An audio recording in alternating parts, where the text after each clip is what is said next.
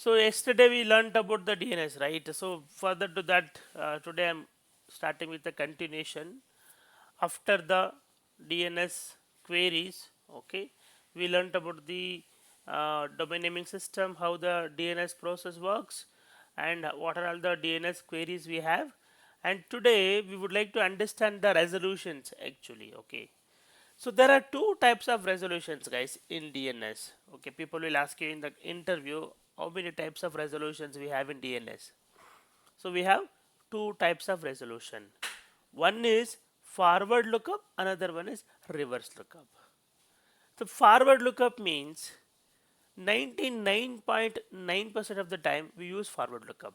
Means we always go to browser and type the name and we will ask DNS server to resolve that name to IP address. Correct na? We don't put IP address. We always put the name in the browser. Correct now. Whatever applications or whatever websites that you browse, you never ever give the IP address. Okay, you will always give the name only. Okay, if you are resolving from name to IP address, okay, if you are resolving from name to IP, that is called as forward lookup. Okay, sometimes what happens when you are troubleshooting something, okay, when you are troubleshooting something, maybe the tracing, when you are doing the tracing, maybe that one trace is going to some particular IP address and you would like to know what exactly that is, or probably you have a couple of IP address and you are unable to understand the IP address and you wanted to know what is this IP belongs to. That time what you will do, you will try to reverse lookup. Okay, so there you are trying to resolve from IP address to host name. Okay, if you are trying to resolve from IP to name, that is called as reverse lookup. Okay,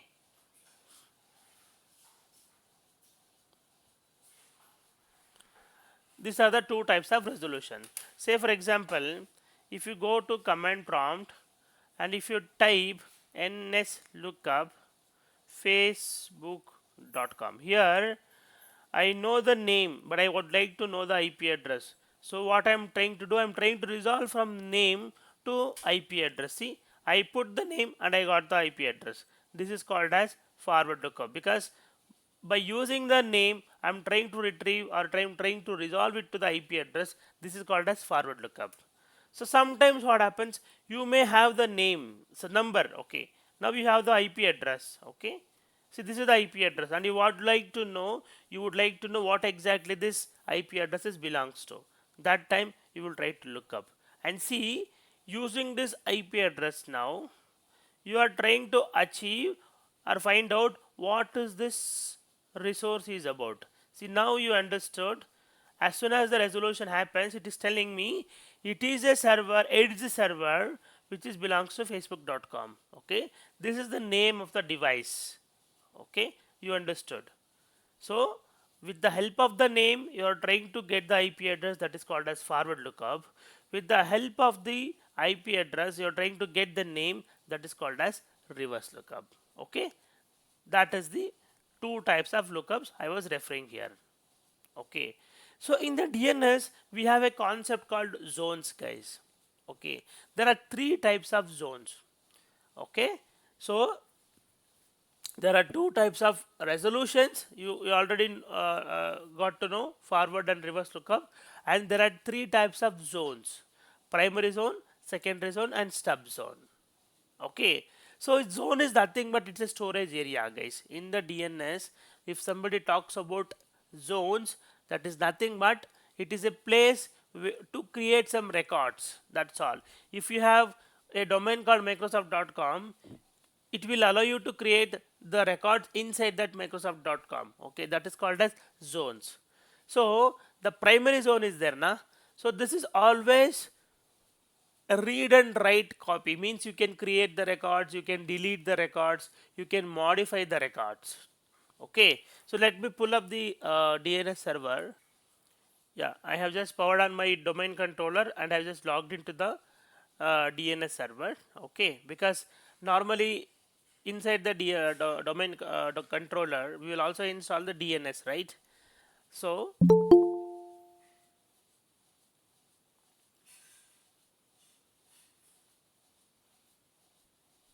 okay, so let me go here. Now now if I go to the tools actually, okay, you can see DNS here. So select the DNS option here, since it is a DNS server. Okay, and you see forward lookup zone, reverse lookup zone is there. In the reverse lookup zone I have not created any record. There is no zone also in the reverse lookup zone, but in the forward lookup zone you see there is a zone called facebook.com, because our domain is facebook.com. And you see here pc01 is here, dc01 fb is here, adc01 also here. Okay, since the records are here, I'm able to browse. Say for example, see here, if I go to command prompt, now you wanted to know the name.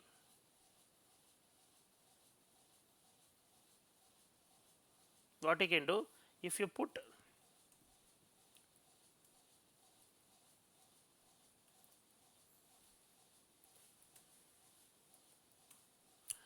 DNS lookup and just put pc01, and if you hit enter, see it is taking 1 or 2 seconds na. So what has happened in that time, it came to this DNS server, went to this forward lookup zone, went to this domain facebook.com and searched, is there any record called pc01, and it found yes, there is a record called pc01. And what is IP address? 192.168.230.128. see here, and it has given the same IP address. So now let me check for pc02. See, I am trying to look up for pc02.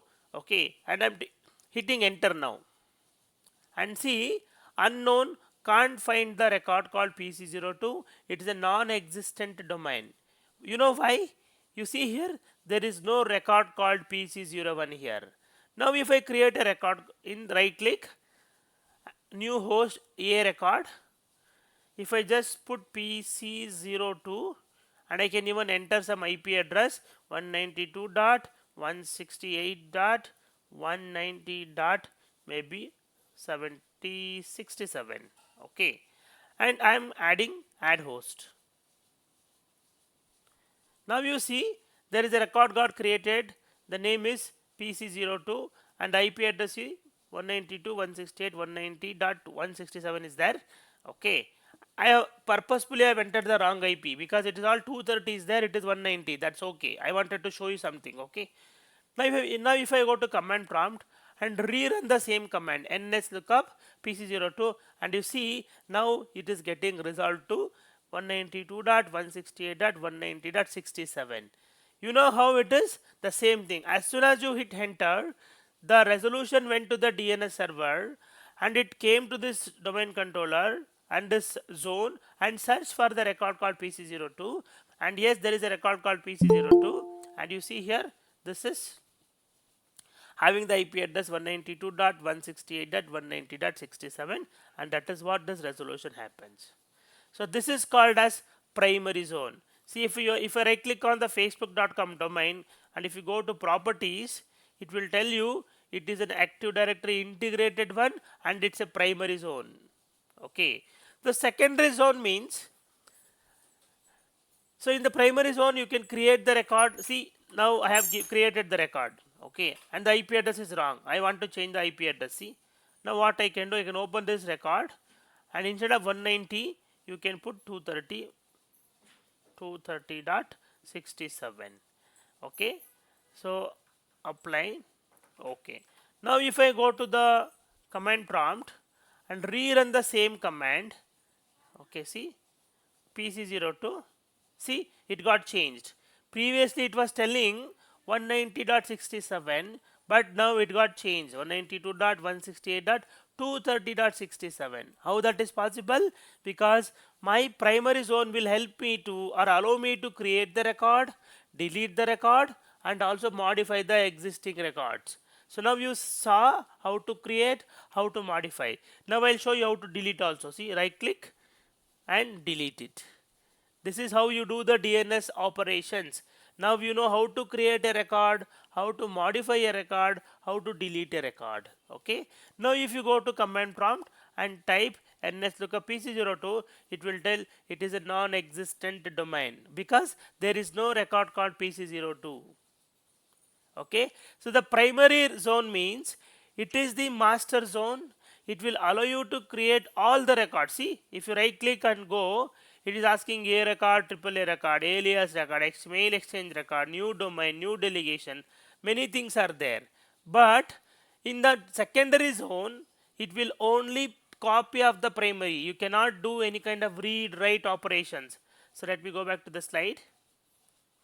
Now you see here the first domain, the very first DNS which holds all the records means primary zone means it is the DNS server which holds all types of records. In the next slide you will understand what all the records will be there. Okay, it is an authoritative zone. So I just did NS lookup. Okay, it was giving the IP address. It was responding me back. It is an authoritative zone means whenever there is a request goes to this zone, it will give me response back. That is called as authoritative. So it can accept and reply back to the DNS query means it will accept the DNS request and respond back accordingly. Okay, and it has got the read write permission. You have saw now just now. We created the record, we deleted the record, we modified the record. In the primary zone everything is possible. Okay, but in the secondary zone you cannot create a record, you cannot modify a record, you cannot even delete the record because it's the copy of the primary. It will only read only copy of the primary zone. That's it. I'll show you that also. Okay, so secondary zone means it's just a copy of the primary zone. You can only have the read permission. You cannot create, you cannot modify, and you cannot delete anything. Okay, that is called a secondary zone. Next one is stub zone. Stub zone means it is a different types of zone. Here this is also copy of the primary zone, but it will not have all the records. It will only have three types of records. One is A record, which is your computer records. If you are creating a computer ID or if you are creating a domain name, it will create. We will create it as a record. That's why when I created the PC here, I have selected what record? A record or AA record. Means either IP version 4 or IP version 6. A means it is IP version 4, AA means it is IP version 6. Okay, you can either put your 192.168.1.10 or you can put AA1122CC, that 128 bit IP version 6 also can be put. Okay, that is the A record means. And NS record means it is a name server records. Means if you have 10 DNS servers in your estate, it will have all the 10 DNS information. You know why this stub zone helps? I told you know when the DNS query getting forwarded. So when I ask something to one DNS server, I would like to resolve facebook.com domain name. What it will do? It will check in its zone. It will come here. It will come here and it will check in the zone facebook.com, is there any record called the required record? If it is there, it will respond back. If not, what it will do? It will send the DNS query to some other DNS server to fulfill. And now if you see here, this has got one name server, NS record I was referring, see name server which is my DC01FP facebook.com. So second name server is ADC01. So what has happened here? First, we will come and check in this DC01. If it is able to get the response, it will respond back. Otherwise, what will happen? It will forward the query to this alternate DNS server to check the DNS inside that server. Okay. So to refer to the DNS server for resolving the queries, okay, that name server is very, very important. So the stub zone will only have three types of records. That is, one is A record, another one is name service record, and third one is SOA record. So this SOA record is nothing but start of authority. So start of authority means how frequently all the DNS servers should have the communication. So if I create a record in DC01, how frequently that record should go and sit in the DC02 or DC03 or DC04. Okay. To set the refresh interval or to set the exchange information exchange interval, we will call it as SOA, start of authority. Okay. If I go back to the server again, if I go to facebook.com and go to properties, and if you see here, you have start of authority. And if you see the start of authority, the refresh interval is 15 minutes. First time it will try to synchronize, okay, 15 minutes. And if there is a data exchange, it will happen, and it will keep on repeating after 10 minutes. So basically, the refresh interval by default is 15 minutes, and the retry happens after 10 minutes. Okay, and expires after 1 day, and minimum TTL is 1 hour. Okay, time to leave means it's 1 hour. Okay, so this is how the stub zone works. So basically, stub zone does not respond or does not resolve your query, but it will help you to go and talk to the right DNS server for getting the query fulfilled. That's it. Okay, so is it clear? Is it clear, or any doubts, guys, here? See, basically this stub zone is nothing but it's a person who knows all the information. Okay, so what it will do, if you ask something, if you know the answer, he will tell, otherwise he will tell go and talk to that person. So he will redirect you to the right person. Okay, that is called as stub zone. Okay, so these are the three zones we have in the DNS. Okay, so if no questions, I'll move on to the next slide. This is very important, guys. Okay, and I was referring the records, right? So basically there are multiple types of records are there. Predominantly the maximum use is this 7. Okay, so a record, is nothing but it's a host record. It will be used to create the computer names or domain names or server names. Okay, there are two types of A records. One is A record, another one is AA record. If I simply write single A, that is called as IP version 4. If I use AA, that is called as IP version 6. That's all. If you are adding the IP version 6, we call it as AA record. If it is IP version 4, we will call it as A record. That's it. And PTR record. PTR record is nothing but for reverse lookup, guys. When you are resolving name to IP address, we call it as A record. When you are resolving IP address to host name, we call it as pointer record. So let me go back to the server here.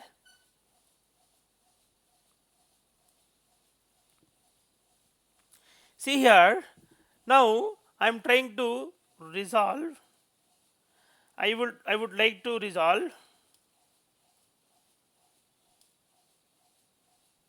facebook.com. See here, facebook.com.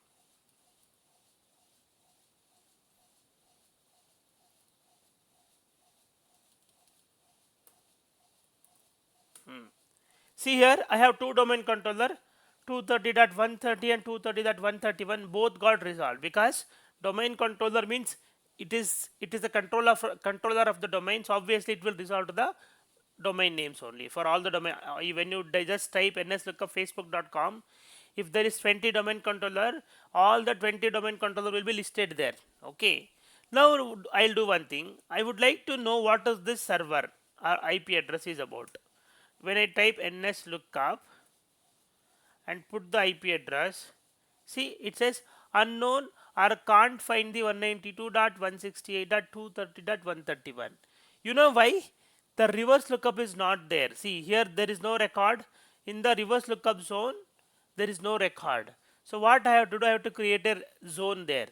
So right click on the reverse lookup zone, and I was talking about the zones, right? When you click on the new zone, see it will tell you what kind of zone you wanted. You wanted to create a primary zone or a secondary zone or a stub zone. So in my case, I need to create the primary zone because I should hold the records there. I should create the records there. Okay. Click on next.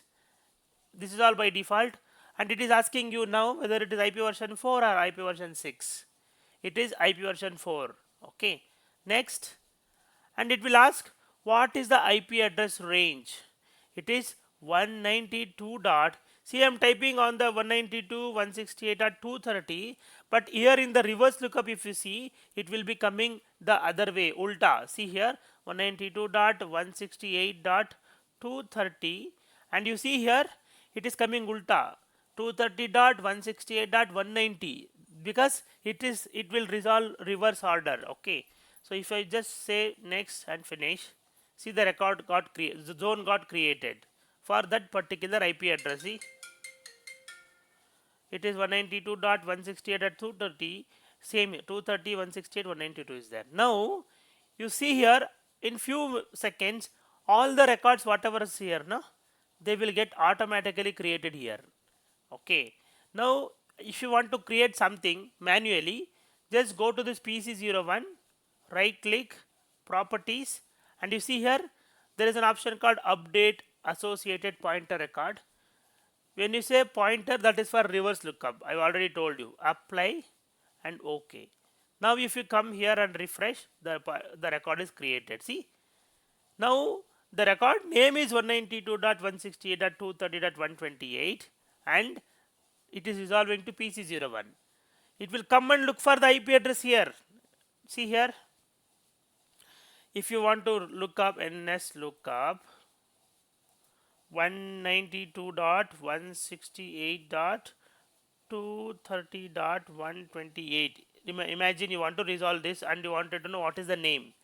As soon as you type NS lookup and hit enter, or as soon as you go to the browser and type the IP address, the request will come here to the DNS server. Okay, and go to the IP range. What is the address range? It is 192.168.230. It will come to this zone and it will look for the IP address. Oh, 192.168.230.120. Yes, this record is there. What is the name? It is pc01.facebook.com. See here, if I just hit enter, now it will give you the pc01. See, pc01.facebook.com. Okay, likewise we have multiple now here. See, DC01 is there, PC01 is there. So for them, right click, go to properties, associated pointer record. It will automatically come because DNS servers, now it will automatically come. Now what I will do, I will use the first one, which is 131. Okay, 1 second. 131 is this one. It is still not created, but let me update it freshly. Apply and OK. Similarly for additional domain controller also, what I'll do, I'll just update it. So now it should work. See, it got created now. So now if you just 131, see, it is ADC01.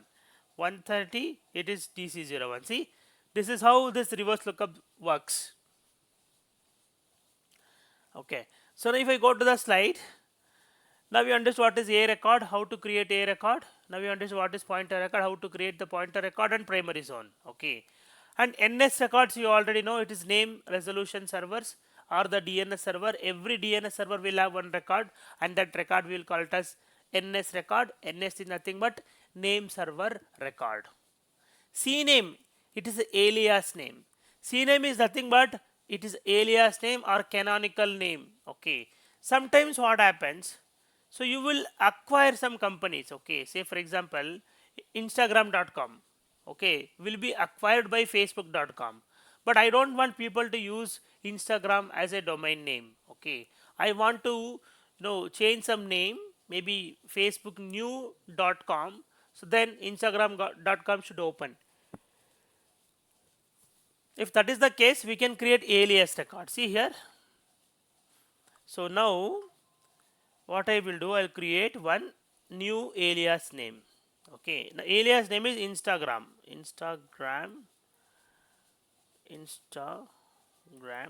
Okay, and let me browse some record forward lookup zone facebook.com.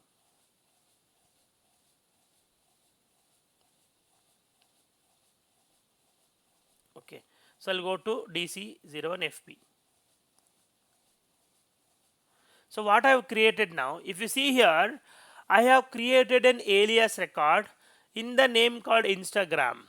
Okay, and this Instagram is alias for my dc01-fb.facebook.com. So now if you remember, if you see here, when I type browse ns lookup DC01-FB, it is resolving to the same IP address 192.168.230.130.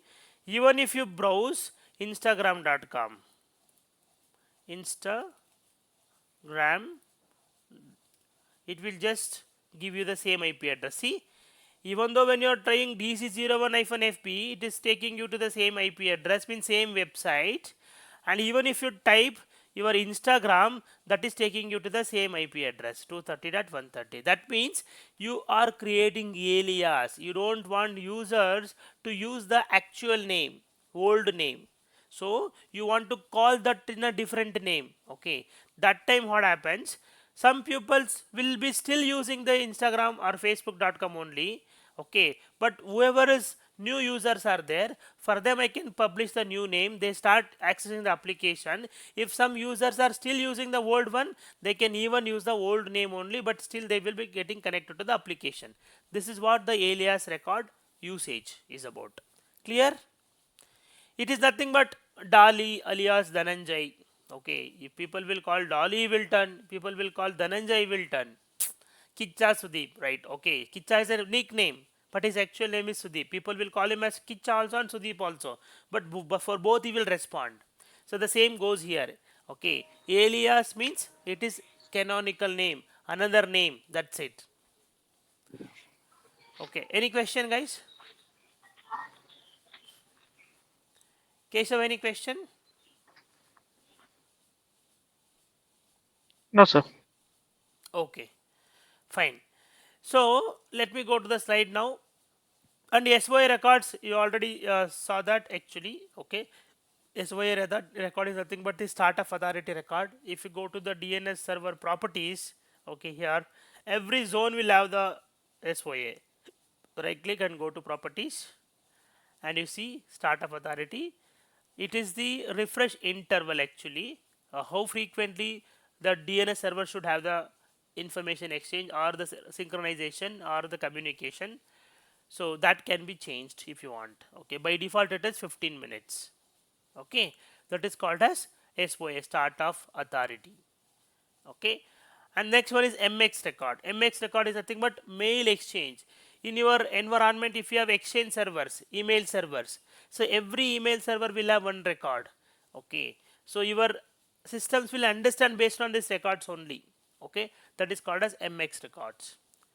SRV record means to identify one existing service. Okay, so we will create SRV record. Say for example, when you install the operating system, we need to activate the license. So manually we will activate the license. But when you have lakhs together of computers, lakhs together of, or thousand together of servers, it is not very feasible to manually go put the key and activate it. So instead of that, we will install a service called KLM, Key License Manager service. So what it will do, when I install that service, it will create a record called SRV record, so that whenever a new computer is onboarded to the estate, or whenever you are installing a new server, that new server will detect this SRV record and understand, yes, there is a service called KLM and I need to go and talk to him for the licensing information. So some services are there, they will create some SRV records to let the estate know that yes, my service is available or I am exist here and you can use me, you can talk to me for any other services, like that. So SRV record is nothing but service relocator record. That's it, to identify the existing services in the estate. Okay, example I've given KLM, okay, telnet, SQL, etc., etc. Okay, so basically people will definitely ask you these questions. In the DNS, they will ask what is DNS, which port it uses. DNS uses the port number 53 UDP. Okay, it is UDP 53 port number it will use.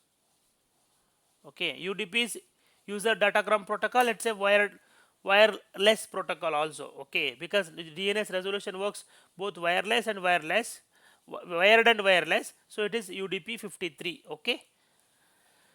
So if you want, you can take this snippet, guys. They will ask you the port number. They will ask how many types of resolutions you have. Two types of resolution: forward lookup, reverse lookup.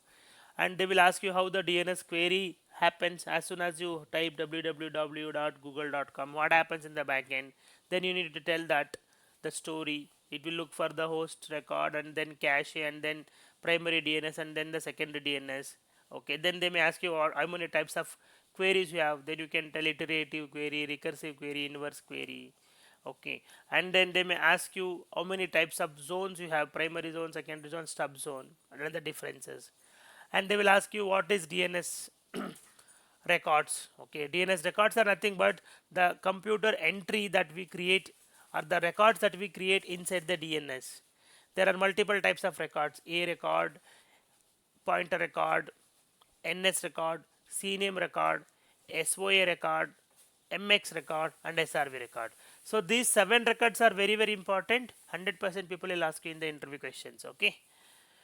So now let us understand a little bit more. Okay. So there is a concept called root hints, guys. Okay. So the root hints are nothing but the top level helpers, a kind of. Okay. So the root hints are the DNS servers on the internet that your DNS server can use and resolve the required queries. Okay, those we call it as root hints. Okay, so say for example we have Google DNS, we have some other multiple DNS servers are there. Okay, so sometimes when you are browsing the outside the word, okay, say for example now if I go to my command prompt, you tell me one domain name, guys. You tell me one domain, any domain name. Can you somebody tell me one domain name? Guys, can you please tell me one domain name? Microsoft.com. Some tough you tell. Okay, Microsoft only let me use since you told Microsoft.com. Okay. See, I am using my internet. I have not given any name server. But what I did, I just did NS lookup on Microsoft.com. And you see here, my computer is managed to resolve this Microsoft.com to these many IP addresses. Okay, and if you see, it is not an authoritative response, it is a non-authoritative response. Non-authoritative means my computer don't know this information, but it manages to resolve this Microsoft.com to these many IP address by using the root hints.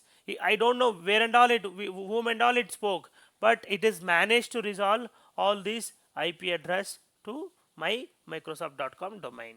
So this is how we resolve using the root hints. So what happens? It will go and talk to Google DNS. From there, it may go to some other DNS. Like that, it will talk and it will find the answer and it will respond me back. Okay. So that is called as root hints. This is root hints. Okay. And top level domains will be there. Okay. So I will explain you what is root and all, and I will explain top level domain and all. Okay, don't worry. So the top level domain means the last segment will be there now .in, .org, .com, .u. These are called as top level domains. Okay.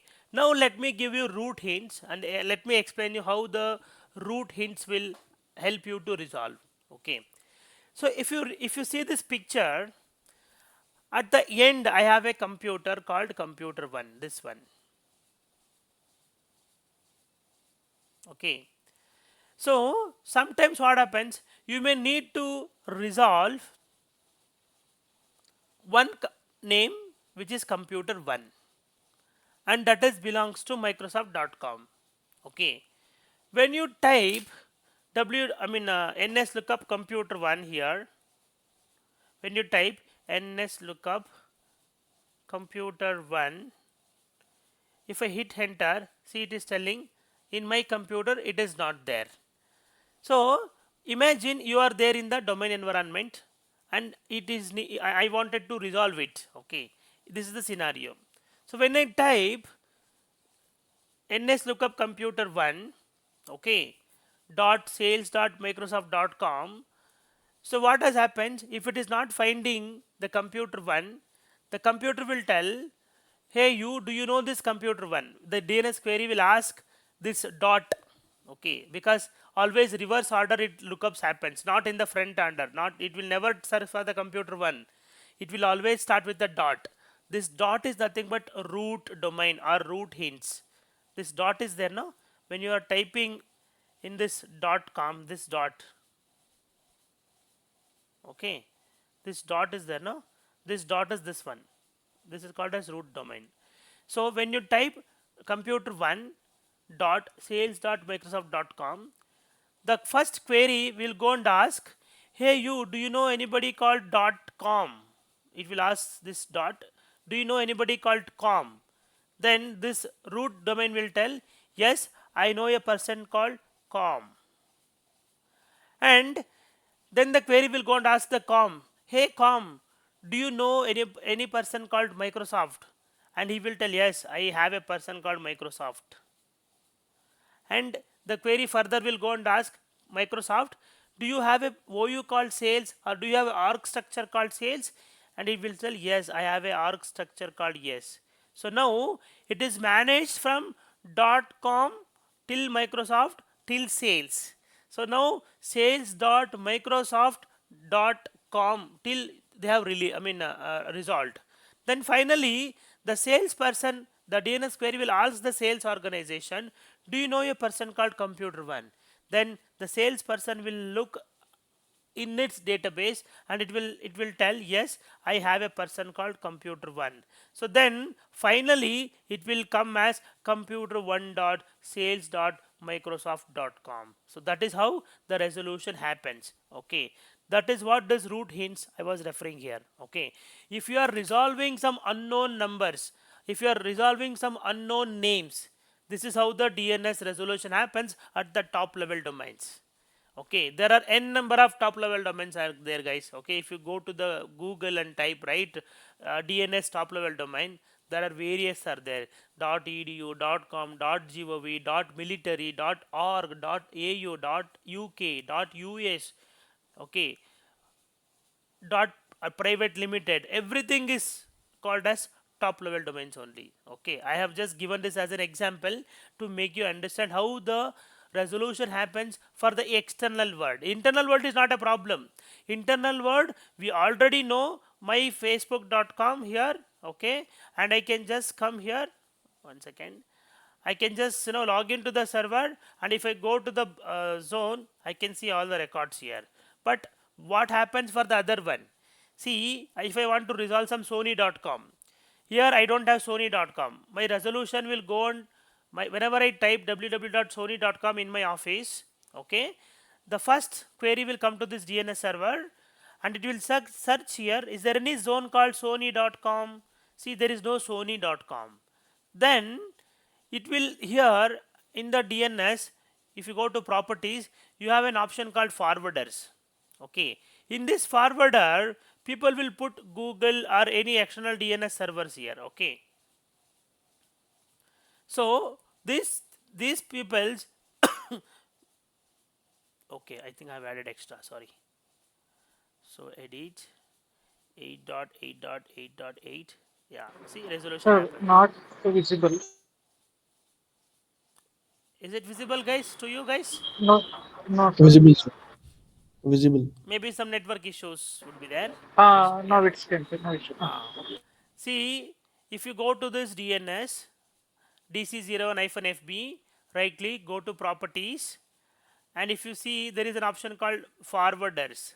So this forward, see, I have just added 8.8.8.8, and it is taking me to the DNS.google, means the resolution happens here. Okay, so if you are searching for something called Sony.com, what will happen? It will come it will come to my DNS server and it will look for the primary zone called sony.com.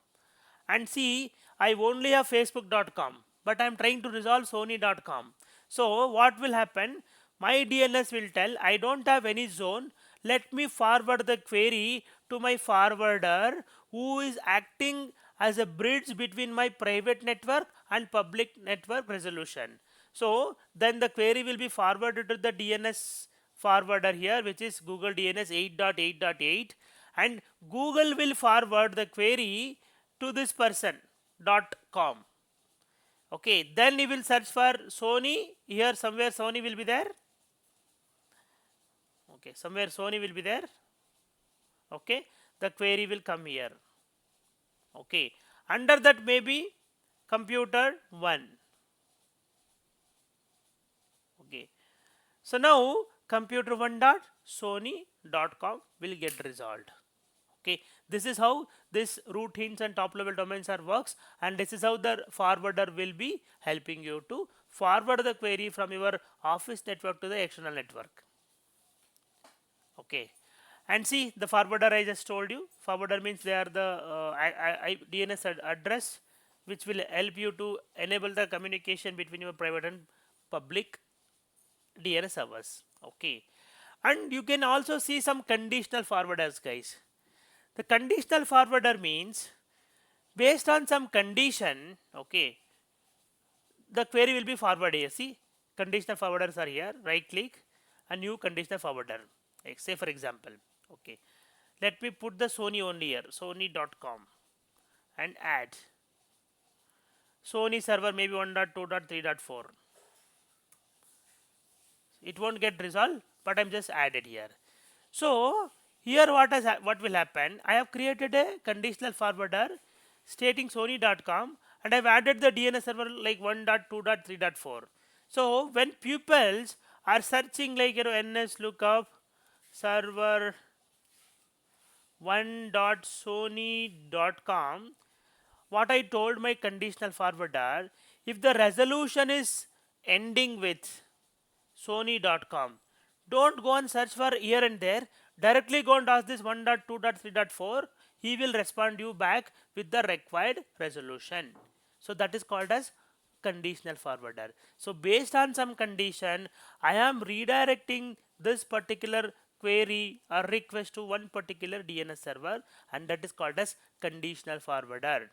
So in my case for sony.com, anything that has involved sony.com, okay, or Sony, I am redirecting that request to the 1.2.3.4 DNS server. That is called as conditional forwarder. Forwarder is different. Forwarder is randomly will send everything to one particular external DNS server. But Sony.com he will specifically send to the respective domain related DNS server. That's all. Okay, Sony will know only Sony information, because conditional forwarder will know only about the Sony related information, but the forwarder will know all the entire information. He know all the top level domains. He will be having communication to all the external domains. Okay, he is very vast. Okay, that is the conditional forwarder. And if somebody asks you what are the commands that you use to check the health of the DNS, these are the commands. Okay, NS lookup I was always referring, right? So if I go to the command prompt here, cmd, you can use two commands. I mean to check the DNS health, NS lookup. If you type NS lookup and type google.com,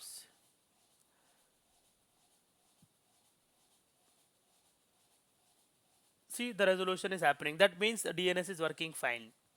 If it is not working, you will not get this resolution. Okay, if you put IP address also, it will resolve. See 192.250.277.142. see the resolution is happening. Okay, this is one command. And sometimes what happens, you will change the IP address of a DNS record, but when you try to NS lookup, the old IP address will be coming. You know why? because that information will be there in the cache. Okay, so what you have to do, you can display the DNS IP config space slash display DNS, and the record will be here somewhere cached. What you have to do, you have to flush it, IP config space flush DNS, IP config slash flush DNS. When you do like this, it will clears all the cache. Whatever records are already there, it will remove everything, and freshly it will talk to the DNS server and pull the latest server and latest IP address information, and that will resolve your conflicting issue. Okay, when you're typing, you are expecting some other value for facebook.com. Imagine you are expecting 192.168.1.100, but the IP address is coming like 1.200, because 1.200 was the old IP address, but you are still getting the old one because that information is already cached in the server. What you can do, you can clear the cache so that the request will further go to the DNS server freshly and pull the latest information and give it to you. Okay, so these commands are important. Okay, and this is how the resolution happens. I think with that DNS is also done. So would you like to no what we will do tomorrow, 5 minutes I will show you still about the DNS in the console. Okay, how to create the zone, how to update the record, delete the records, all those things I will show you. Okay, but theory, that's it for the day. Okay, let me stop the recording and then I'll take the questions.